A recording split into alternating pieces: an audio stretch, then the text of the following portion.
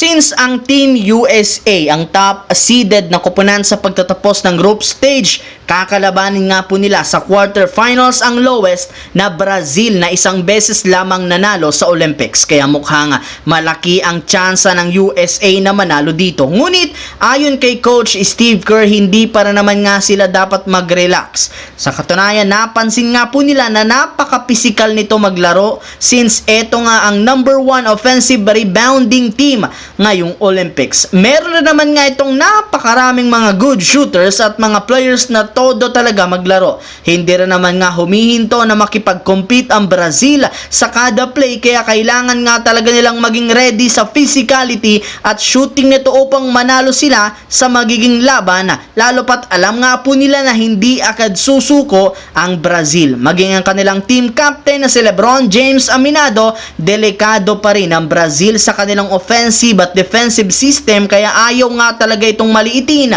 sa kanilang magiging matchup. Bago yan, ang video ng ito ay hatid sa inyo ng 1xBet. Suportahan at manalo sa inyong paboritong kupunan sa NBA, PBA, MPBL at ngayong Paris Olympics at iba pang sporting events. Maaaring makakuha up to 12,000 cash bonus sa inyong first deposit gamit ang aking promo code. Pag tama prediction mo, panalo ka. Simple lang, pindutin lamang ang link sa comment section at mag-register gamit ang inyong GCash account para makapag-cash in at cash out. Isang paalala, tumaya ng responsable. Samantala, kailangan nga po nilang mag-focus ngayon at paghandaan sa pamamagitan ng paggawa ng countermeasure upang ma-outplayed muli ang Brazil. Sa madaling salita, kailangan nga po nilang mas maging seryoso sa knockout round since kapag natalo sila dito ni isang beses, matatanggal na nga sila sa kompetisyon at sari-saring mga pambabatikos ang kanilang matatanggap. Ngunit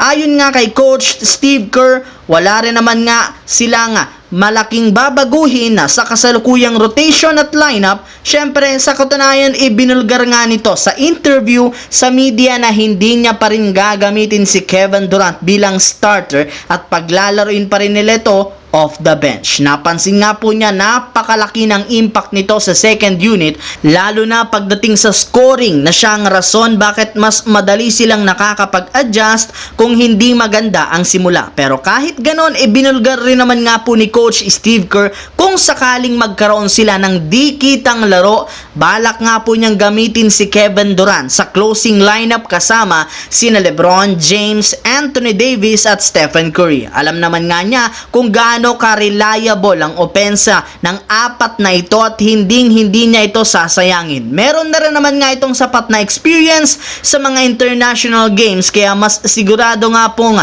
mabubuhat nito ang kanilang team. Sa kabilang banda, literal buhat na buhat ni Carlos Yulo ang Pilipinas sa ginaganap ngayon na Olympics matapos siyang makakuha ng 2 gintong medalya sa nakalipas na 2 araw. Dahil nga sa kanyang ginawang history sa pangalawang pagkakataon, dumoble ngayon ang kanyang matatanggap na premyo at reward. Sa katunayan, base sa isang source, umabot na nga po sa 26 million pesos ang kanyang makukuha mula sa gobyerno. Bukod dyan, dumoble rin naman ang bonus na ipapamigay sa kanya ng mga private individual at businesses dito sa ating bansa.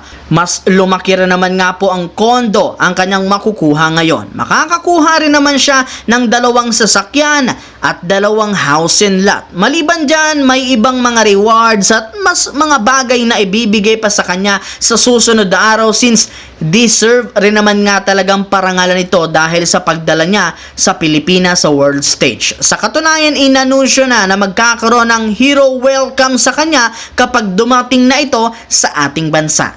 So yun lamang mga idol ang ating bagong video na ating pinag-usapan ngayon dito. Once again, this is your J-Zone TV. Huwag kalimutang mag-like, mag-subscribe, pindutin ang notification bell sa aking channel para lagi kayong maging updated sa mga videos na pinapalabas ko. Isang malaking shoutout sa lahat mga idol. Maraming salamat po.